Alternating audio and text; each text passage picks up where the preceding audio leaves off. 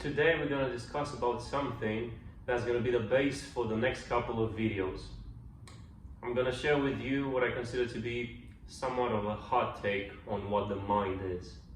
In my opinion, the mind is like a parliament, and you have 500 MPs in it. And every day you have a couple of speakers coming in front of those MPs. Those speakers are the inner voices that you have inside of you. One of them can be the one that has watched maybe a bit too much anime, the overachiever that dreams of making it to the moon. Another one can be the social guy that wants to hang out with friends, spend time with family, or find a lover. Another one may be the chill guy that just wants to, sit back, relax, watch a movie. Anyways, but those speakers come in front of the MPs and share their ideas. They do propaganda basically. They share their objectives, their methods of how to get there, their ideals, everything. And they try to convince as many MPs as possible. And in real time, those MPs vote on which party they want to belong to. Maybe some of them will go for the overachiever, the other ones for the social person, another couple for the chill guy.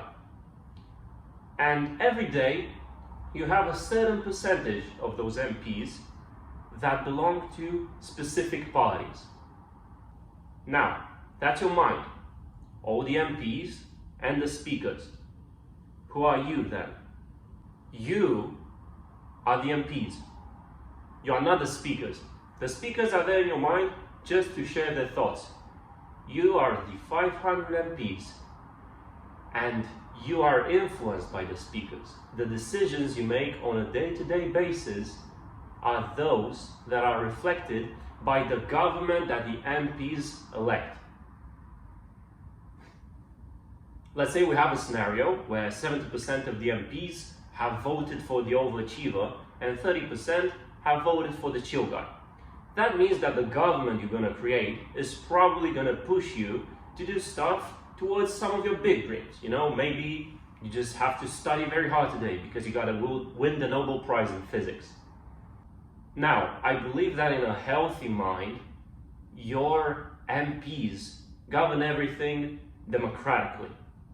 That means that if one of the politicians, the speakers in front of them, if one of them doesn't have enough support, they don't have a majority, they don't get to rule. That means that if you reach the point where the overachiever has overworked you, and you just can't push yourself anymore, then the chill guy wins momentum, he wins votes, and you end up relaxing. That's what happens in a democracy. And that is what I think is the healthy way of how things should be. However, I feel that way too often we allow ourselves to fall into a totalitarian regime, where one of the voices, and it's usually the overachiever or the self-doubter or something like that. It's either something that tries to push you towards some very big dreams or someone that tells you that you are not adequate enough. Anyways, one of them takes control. They hijack the government, and even though 90% of the MPs want them out, they don't let themselves out. Why? Well, just like in a real country, they've got the police. They've got the military. They just send in a couple of officers over to the MPs, give them a good beating, and they squash any rebellion. Now, the truth is, both ways work. You can run your mind democratically, or you can choose to be a totalitarian leader. Whichever way works. However, from my personal experience, if you go for the totalitarian path, you're gonna have to deal with a lot of suffering. You're just gonna have to push yourself because most of the MPs will not want to cooperate. So I want to ask you something. How do you want to deal with your mind? Do you want to fight with it for the rest of your life? Or do you want to learn to befriend it, to cooperate with it? You can either choose to be Machiavellian and manipulate your mind, or you can choose to do what Voltaire fights for and be persuasive.